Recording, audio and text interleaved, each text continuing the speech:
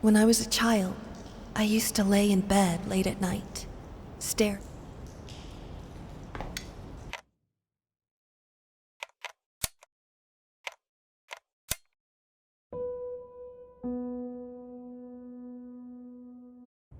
When I was a child, I used to lay in bed late at night.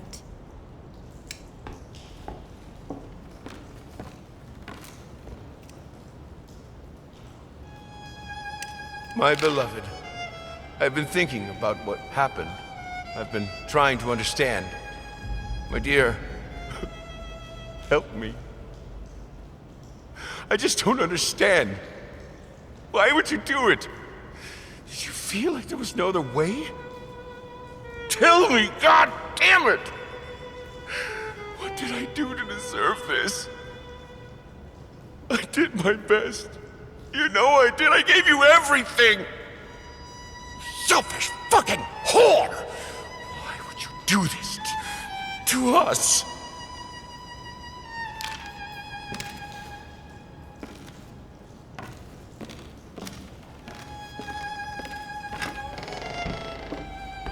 Ugh. Ugh, it reeks in here.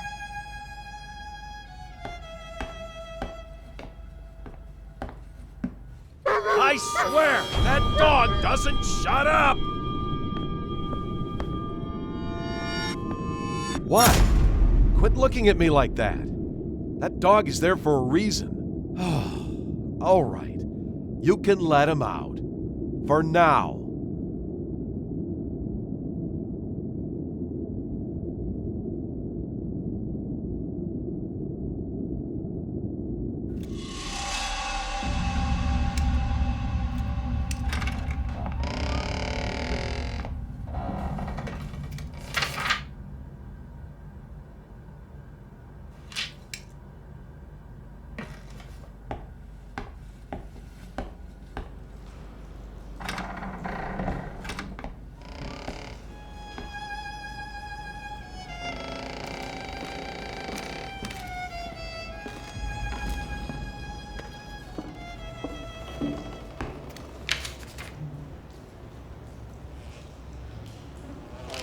Still life.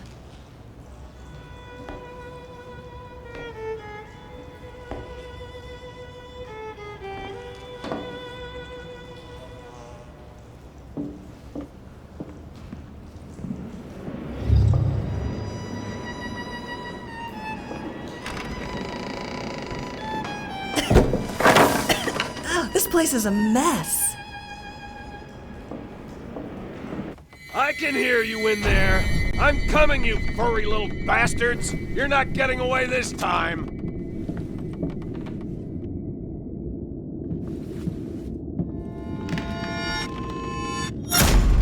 What the hell are you doing in there?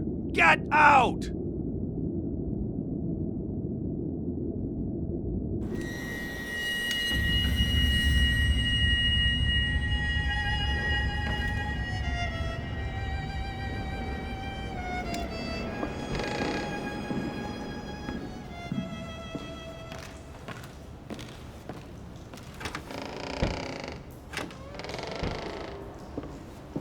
I wonder when was the last time this place saw sunlight?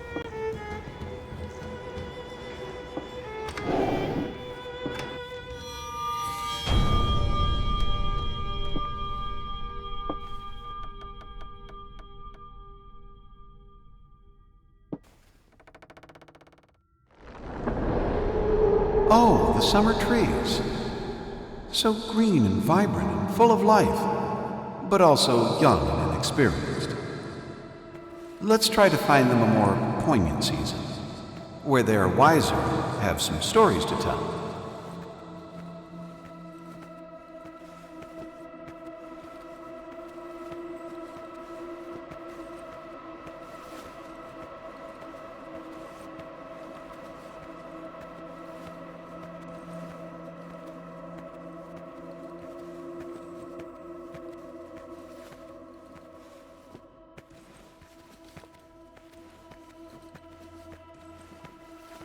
Oh, They sway in the breeze, but are none the wiser.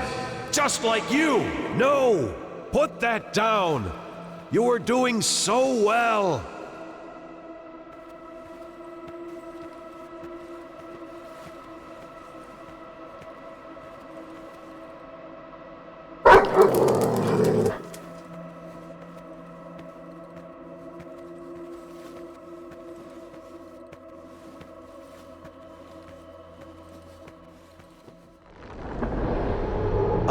Yes, the autumn of life, when man seeks shelter from the elements. Let's see how our little hut fares when the skies grow dark.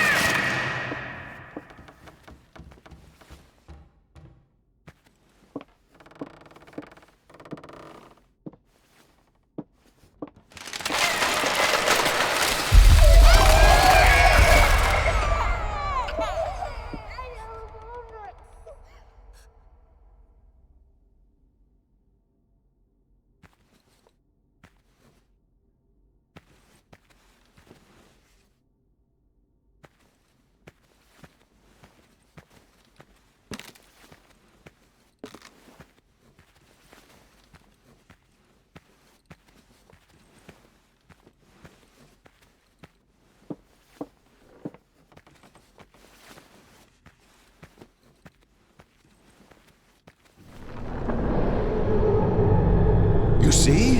In the end, all we take for granted is fragile and temporary. Man passes while nature endures. Speaking of which, I don't think our proud stallion likes the weather. Let's brighten things up a bit.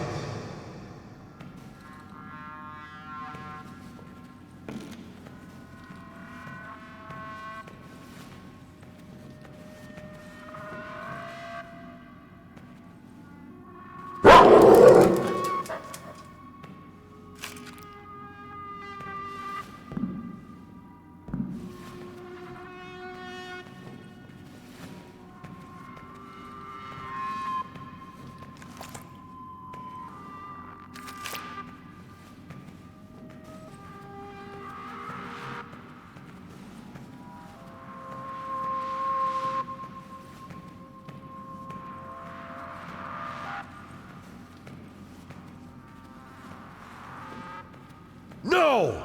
A wet rag won't do us any good!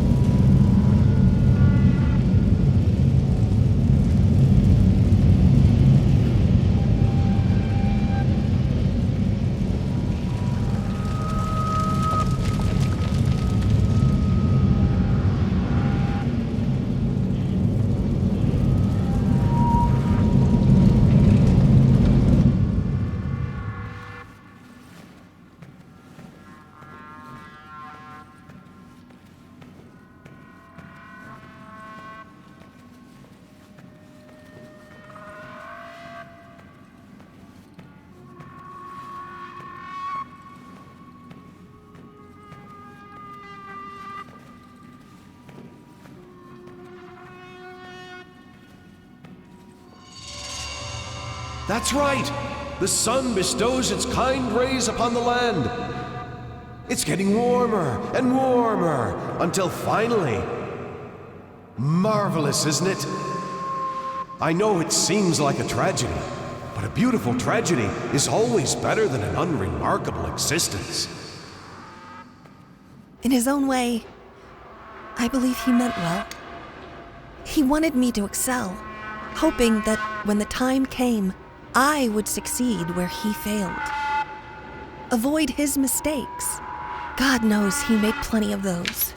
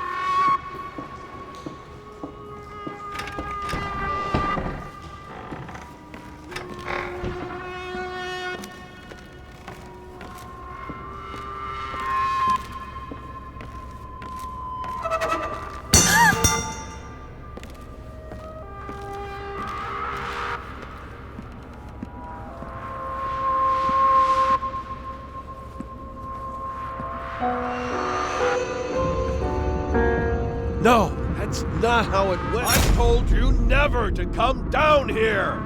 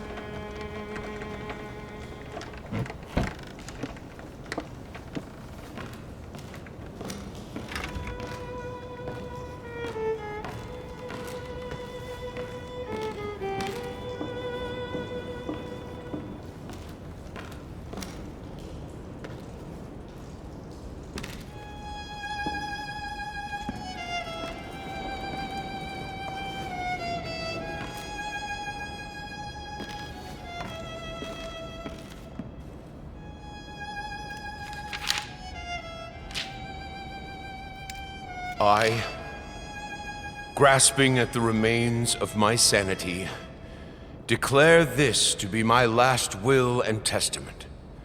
I hereby deem all my previous wills just as worthless as the shallow husks calling themselves my friends and associates. To my agent, Thomas Caldwell, I bestow the hellish vermin that infest my home, that they will gnaw away at him endlessly, bleeding him dry just like he did to me. To my publisher, Liam Brickstone, I bequeath the flames that consume the love of my life in hopes they will devour him along with the wretched whore and the squealing bastard he calls a family. To my lawyer, James Jerome Sadler, I pass on whatever illness has rotted my brain and soul away so that he can feel just as empty and useless as he was to me. To any other parasites that come crawling out of the woodwork, I leave nothing. To hell with all of you. Finally, to my beloved daughter, I leave all my earthly possessions. For what they're worth, I hope they will inspire you to realize your true potential. The final, most precious gift, however, is not mine to give. You will have to discover that on your own. I believe in you, as I always have.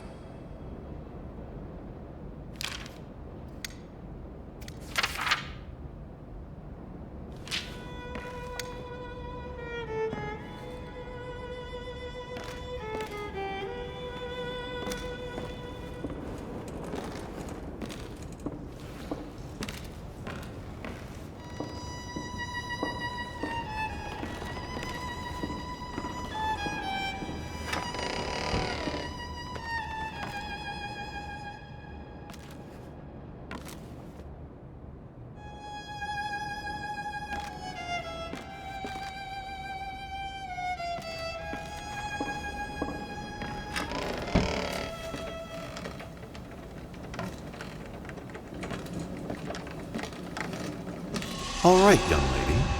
Shall we continue? Right. Whatever happens, just keep looking at me and listen. Now, where was I? Ah, yes. The princess was all alone in the dark. And yet, she felt that the evil witch was lurking nearby. As her eyes adjusted to the darkness, she saw something moving in the corner of her eye. Princess, keep looking at me. As her eyes adjusted to the darkness, she saw something moving in the corner of her eye. And yet, she did not dare to move, for she knew that that would be the end of her. The princess heard a fearsome growl. The witch had unleashed her familiar, the hellhound. The monster sniffed at the air, its perky ears wary of even the slightest sound. The princess remained motionless, letting the monster pass. There was a stillness in the air. The princess breathed a sigh of relief. For a moment, it seemed like the worst was behind her, and yet she knew that it was not over. There was still danger nearby, waiting for her slightest move. Frozen in terror, she kept looking straight ahead. Suddenly, she heard a terrifying cackle. It was the evil witch herself. The wretched thing despised beauty and innocence, for she had neither. The hag was near, just outside of view, but our heroine didn't dare to look. She had to keep her head straight, lest she be cursed by the witch's foul magic. She could almost feel the chilling touch of the witch's hand at her neck. She felt the sudden urge to run away, but fought it with all her will, for she knew that was precisely what the witch would have wanted. And then, just like that, the chill was gone. She saw a glimmer of light over the horizon. The sun was almost upon her. It was almost dawn. It was almost over. And there! The princess stood triumphant in the sun, smiling as she... Wait, that's not right. Her face. Why is she still... scared? Oh, God. I didn't mean to... Princess, I am so sorry. It's not that he was cruel. It's just that, to him, reality was just a pale reflection of art. He was blind to the world, unless it was translated to him through a canvas.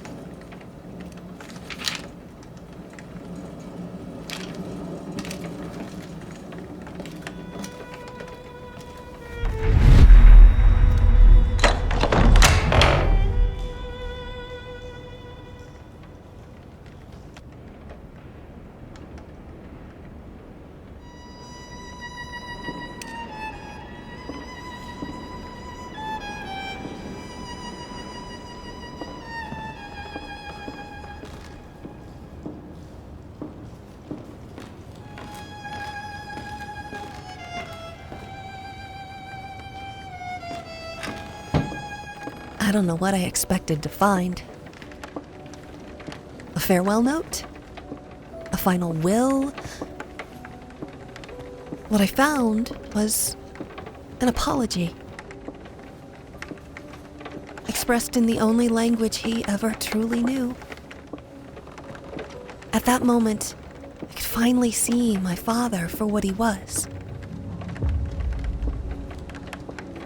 A man driven insane with sadness and guilt, trapped in this house, a nightmarish echo chamber of past mistakes and tragedies.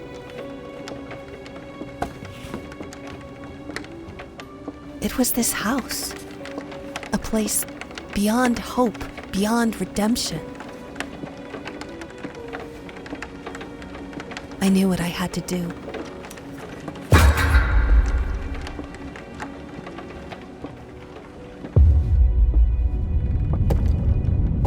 I had given up trying to understand my father a long time ago.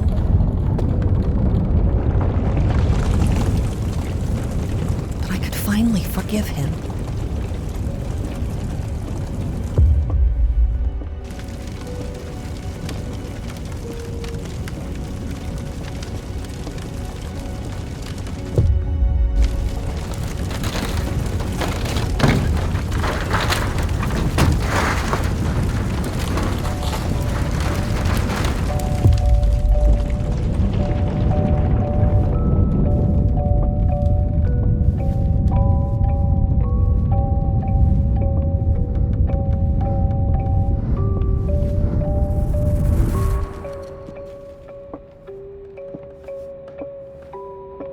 Hey, princess. What have you got there? Oh, that's so lovely, sweetie. But why pink?